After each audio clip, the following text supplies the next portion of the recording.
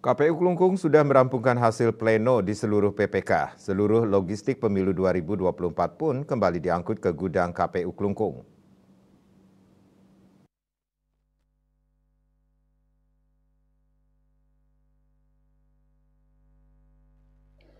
Hasil pleno pada PPK akan dilanjutkan dengan pleno kabupaten oleh KPU Klungkung pada 5 Maret 2024 nanti.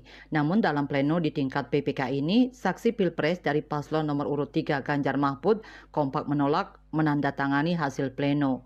Kondisi demikian disampaikan Ketua KPU Klungkung Iketut Sudiana saat ditemui.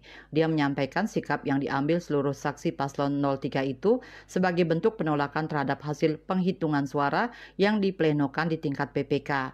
Meski terjadi penolakan melakukan tanda tangan pada hasil pleno di PPK, Sudiana menegaskan hal itu tidak mempengaruhi hasil penghitungan maupun hasil pleno. Proses pleno yang dilakukan di tingkat PPK tetap sah dan sesuai dengan ketentuan aturan. Sudiana menambahkan proses pleno yang dilakukan di 4 kecamatan telah berjalan dengan lancar termasuk di daerah Kepulauan Nusa Penida.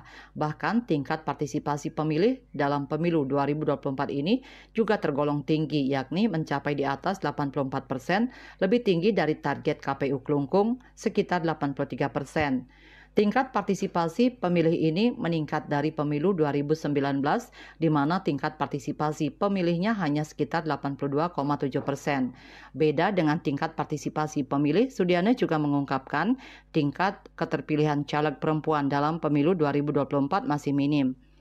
Sesuai dengan hasil pleno, caleg perempuan yang lolos ke DPRD Klungkung diketahui ada 3 orang, semuanya dari PDIP.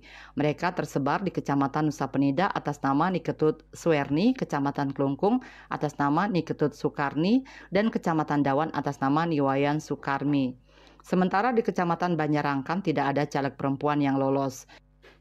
Kondisi itu disebabkan kurangnya caleg melakukan sosialisasi untuk menarik minat masyarakat dalam menentukan pilihannya. Bagiarte Bali Pos melaporkan.